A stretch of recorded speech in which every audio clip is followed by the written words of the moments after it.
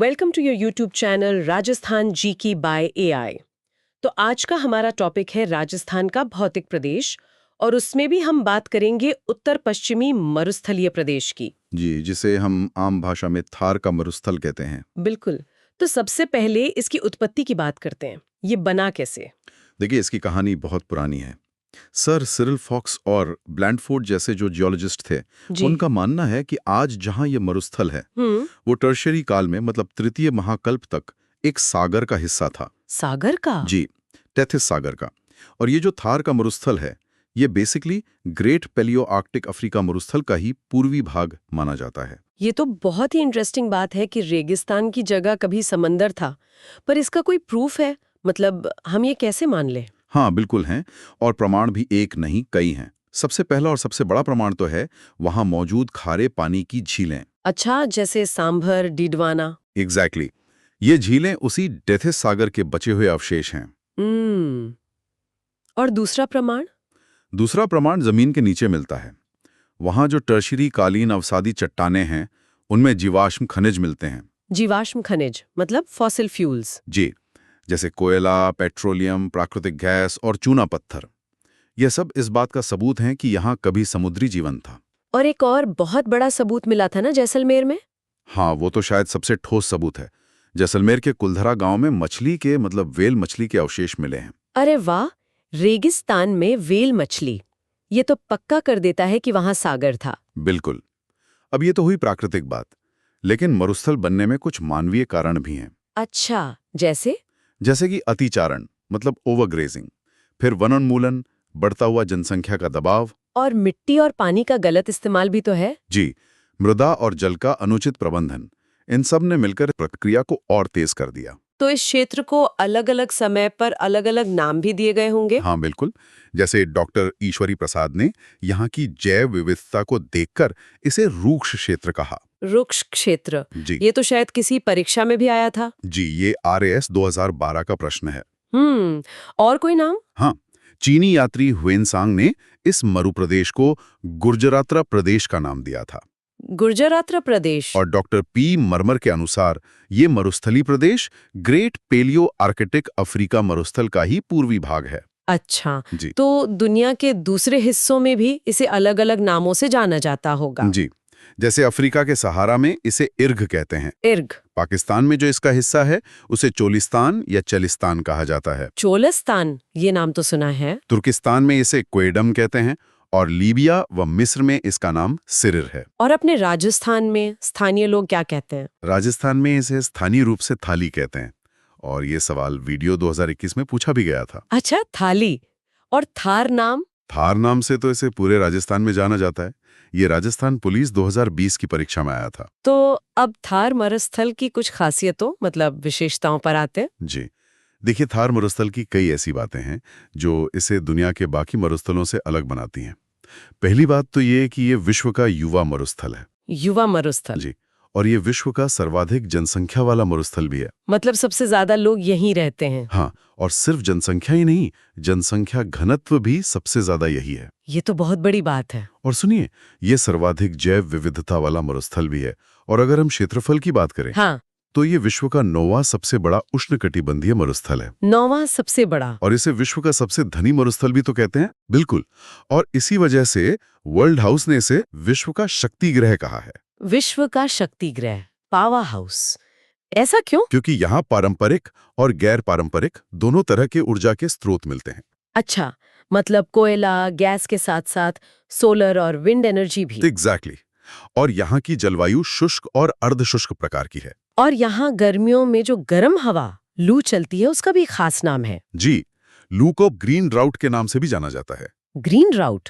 एक और interesting point है कि थार मरुस्थल भारत में निम्न वायुदाब का केंद्र है, और ये अंतरिक्ष मेहमानों मतलब उल्कापिंडों की भी पसंदीदा जगह है। सच में? हाँ, एक दशक में यहाँ 9 पीकापिंड गिरे थे। वाह! और इस मरुस्थल का प्रवेश द्वार किसे कहते हैं?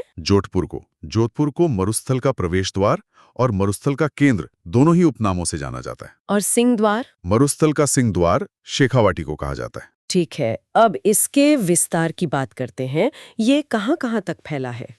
थर मरुस्थल 2 देशों में फैला है, भारत और पाकिस्तान। कितना कितना प्रतिशत? लगभग 62% भारत में और 38% पाकिस्तान में। ये RAS 2016 का सवाल था। अच्छा, और भारत में? भारत में ये 4 राज्यों में फैला है, पंजाब, हरियाणा, राजस्थान और गुजरात। लेकिन सब ज्यादा तो राजस्थान में ही है ना? जी। भारत में थार मरुस्थल का लगभग 62% हिस्सा पाया जाता है, जिसमें से 58% अकेले राजस्थान में है। अच्छा, अब सिर्फ राजस्थान के संदर्भ में इसका विस्तार देखें तो ये उत्तर पश्चिमी मरुस्थलीय प्रदेश राजस्थान के कुल क्षेत्रफल के 61.11% भाग पर फैला हुआ है। 61.11%, मतलब आधे से भी ज्यादा राजस्थान। जी, और यहाँ प्रदेश की 40% जनसंख्या रहती है। ये आंकड़े बहुत महत्वपूर्ण है। हाँ, और इसरो की 2007 की एक रिपोर्ट के अनुसार पश्चिमी राजस्थान का 67% भाग मरुस्थल से प्रभावित है। एक और आंकड़ा है कि भारत में थार मरुस्थल के विस्तार का लगभग 93.54% राजस्थान में है। इसीलिए तो इसे भारत का सबसे बड़ा रेगिस्तान कहते हैं। बिल्कुल। डॉक्टर पी मरमर ने कहा है कि मरुस्थलीय प्रदेश के पूर्वी भाग को थाली और पश्चिमी भाग को थार कहते हैं। अच्छा, और इसकी लंबाई चौड़ाई कितनी है? इसकी लंबाई उत्तर पूर्व से दक्षिण पश्चिम तक 640 किलोमीटर है और चौड़ाई पूर्व से पश्चिम तक 300 किलोमीटर। और ऊंचाई? इसकी औसत ऊंचाई उत्तरी भाग में 300 मीटर और दक्षिणी भाग में लगभग 150 मीटर है। मतलब दक्षिणी भाग कम ऊंचा है। जी, और यहाँ वर्षा कम होने का मुख्य कारण है अरावली का वृष्टि छाया प्रदेश होना। हाँ, ये तो हमने पढ़ा है। और इसका निर्माण? इसका निर्माण प्लिस्टोसीन काल में हुआ था और ये तैथिस सागर का अवशेष है। ठीक है। और इस प्रदेश का ढाल किस तरफ है? इसका ढाल पूर्व से पश्चिम तथा उत्तर से दक्षिण की ओर है। एक बार आंकड़े फिर से दोहरा लेते हैं। क्षेत्रफल 61.11%। क्या 40%? जी, और थार मरुस्थल का कुल क्षेत्रफल 2,38,254 वर्ग किलोमीटर है। अब ये बताइए कि इस मरुस्थलीय प्रदेश में कौन-कौन से जिले आते हैं? परंपरागत रूप से इसमें राजस्थान के 12 जिले आते हैं: श्रीगंगानगर, बीकानेर, जैसलमेर, बाड़मेर, जोधपुर, नागौर, पाली, जालौर, सीकर, झुंझुनू, चूरू और हनुमानगढ़।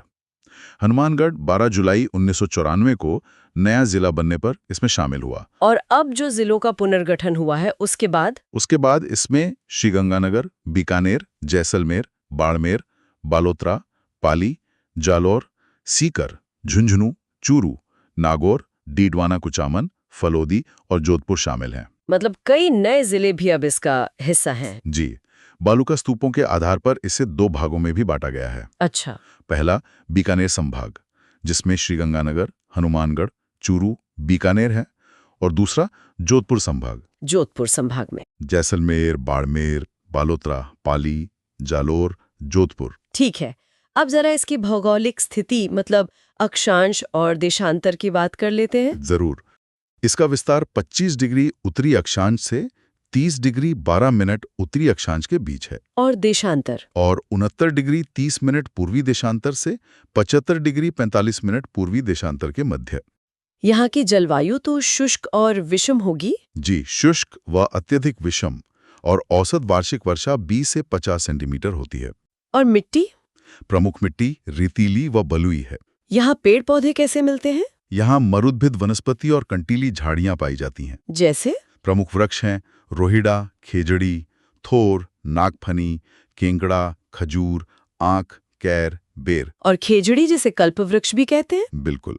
और यहाँ की प्रमुख फसल बाजरा है। अच्छा, और यहाँ के वन्य जीवन के बारे में कुछ खास? हाँ, जैसलमेर में जो सेवण घास की पट्टी है, वहाँ हमारा राज्य पक्षी गोडावण अंडे देता है। ये तो बहुत महत्वपूर्ण है। जी, इस प्रदेश की प्रमुख नदी लूनी और उसकी सहायक नदियां हैं, जिन्हें मारवाड़ की जीवन रेखा कहते हैं। सही। और यहाँ की सबसे लंबी नहर? वो तो इंदिरा गांधी नहर है, मरुगंगा। बिल्कुल। मारवाड़ के अनुसार मरुस्थल के 2 प्रकार हैं, अनुपजाऊ मरुस्थल और ताल छापर। और क्षेत्रफल में सबसे बड़ा अभयारण्य भी यही है। जी, मरु उद्यान, जो जैसलमेर, बाड़मेर में है। और क्षेत्रफल में सबसे बड़ा जिला जैसलमेर। और सबसे छोटा दूदू है। सही। राजस्थान में न्यूनतम जनसंख्या श्रीगंगानगर और हनुमानगढ़ में है। और खनिजों के मामले में? ये प्रदेश धात्विक खनिजों के अभाव वाला है, पर यहाँ कोयला, पेट्रोलियम और गैस की प्रधानता है। चलिए अब कुछ बहुत महत्वपूर्ण जलवायु विभाजन रेखाओं की बात करते हैं, मतलब समवर्षा रेखाओं की। जी, इसमें सबसे पहले आती है 25 सेंटीमीटर की समवर्षा रेखा। ये क्या करती है?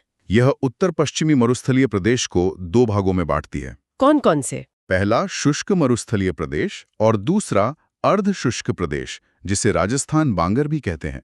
और 10 सेंटीमीटर की रेखा? 10 सेंटीमीटर की समवर्षा रेखा उत्तर पश्चिमी मरुस्थलीय प्रदेश की पश्चिमी सीमा का निर्धारण करती है और ये रेखा केवल जैसलमेर से गुजरती है। सिर्फ जैसलमेर से? जी। फिर है 40 सेंटीमीटर की समवर्षा रेखा, जो पश्चिमी रेतीले मैदान की पूर्वी सीमा बनाती है। और सबसे महत्वपूर्ण 50 सेंटीमीटर वाली? हाँ, 50 सेंटीमीटर की समवर्षा रेखा राजस्थान को 2 भागों में विभाजित करती है। ये अरावली की पश्चिमी सीमा और मरुस्थलीय प्रदेश की पूर्वी सीमा का निर्धारण करती है। मतलब ये राजस्थान की क्लाइमेट डिवाइड लाइन है? एक तरह से कह सकते हैं। अब इस मरुस्थलीय प्रदेश के विभाजन को देख लेते हैं। ठीक है। पहला भाग है शुष्क मरुस्थलीय प्रदेश। ये बीकानेर, जैसलमेर, बाड़मेर, जोधपुर और पश्चिमी चूरू तक फैला है। और नए जिलों के हिसाब से? नए जिलों के हिसाब से इसमें बीकानेर, जैसलमेर, बाड़मेर, बालोतरा, जोधपुर, फलोदी और पश्चिमी चूरू शामिल हैं। और दूसरा भाग? दूसरा भाग है राजस्थान बांगर या अर्धशुष्क मैदान। इसमें कौन से जिले हैं? इसमें गंगानगर, हनुमानगढ़, चूरू, झुंझुनू, सीकर, नागौर, दक्षिण पूर्वी जोधपुर, पाली, जालौर और दक्षिण पूर्वी बाड़मेर शामिल हैं। और नए जिलों के पुनर्गठन के बाद? उसके बाद इसमें गंगानगर, हनुमानगढ़, चूरू, झुंझुनू, सीकर, नागौर, डिडवाना कुचामन, दक्षिण पूर्वी जोधपुर, पाली, बालोतरा का कुछ क्षेत्र, जालौर और दक्षिण पूर्वी बाड़मेर आते हैं। और इस पूरे क्षेत्र में कई तरह के बालू का स्तूप, मतलब रेत के टीले भी पाए जाते हैं, है ना? जी बिल्कुल, जैसे बरखान जो अर्धचंद्राकार होते हैं, अनुप्रस्थ स्तूप, सीफ और पर्वलेख, कई तरह के स्तूप यहाँ मिलते हैं। Like, share and subscribe.